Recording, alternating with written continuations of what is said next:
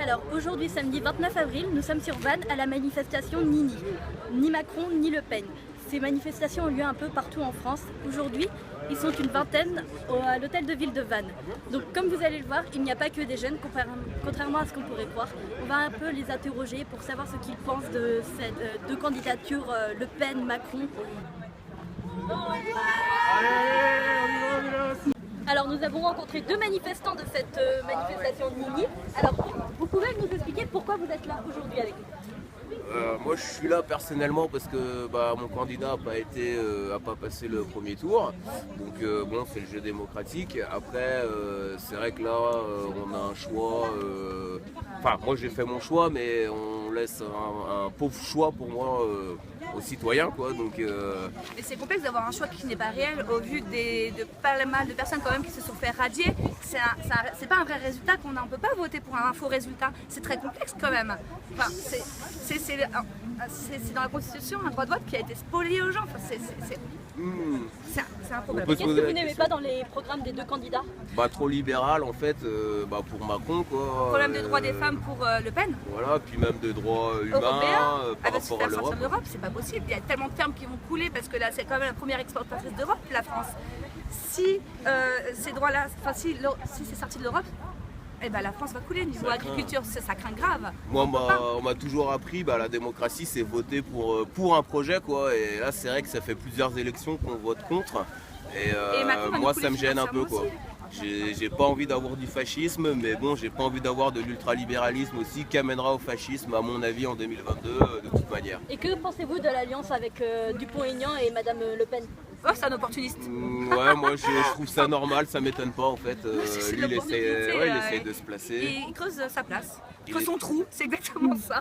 Il essaye de se placer, donc voilà. Maintenant, c'est vrai que moi personnellement j'irai pas voter, mais faut être vigilant, faut rien lâcher, faut suivre quel que soit le candidat qui passe et faire attention à ce qui sortent quoi, parce que autant l'un que l'autre sont dangereux, pas sur les mêmes choses, mais les deux sont un danger pour moi quoi. D'autant que c'est notre avenir quoi. Et vous justement par rapport au vote du deuxième tour, qu'allez-vous faire? C'est complexe, je ne pense pas voter. Je ne peux pas voter comme je disais pour un résultat qui n'est même pas vrai. La peste ou le choléra, moi j'ai choisi aucun des deux en fait. Moi j'ai brûlé ma carte d'électeur dès le dimanche, dès les résultats quoi. Donc sans réfléchir trop, mais au final, non j'irai pas voter quoi. Et certains disent sur les réseaux sociaux que l'absentéisme justement fera en sorte que le prochain président ne sera pas légitime. Est-ce que vous êtes d'accord avec ça? Non, ça prouve qu'il y a une grosse partie de la France qui n'est pas d'accord avec ces élections.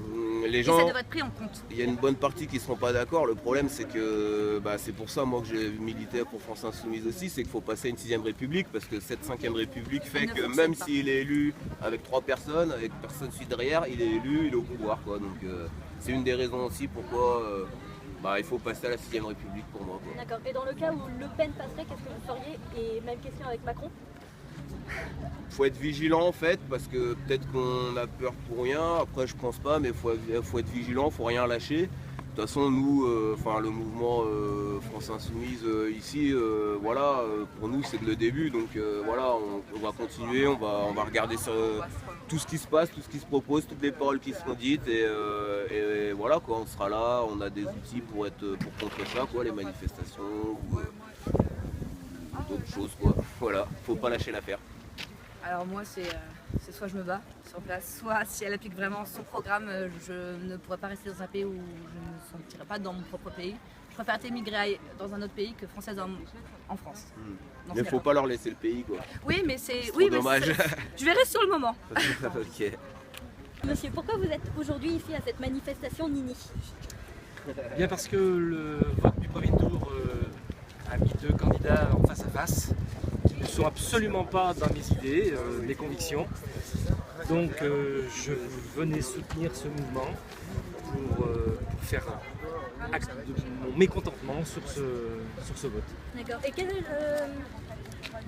les aspects du programme de Macron et de Le Pen que vous n'aimez pas, que vous ne revendiquez pas?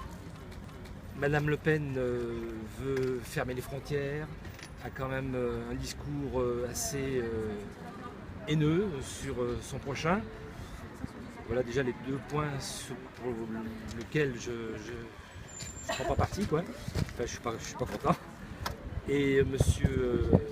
Macron, lui, c'est le libéralisme, c'est la finance à tout prix. Et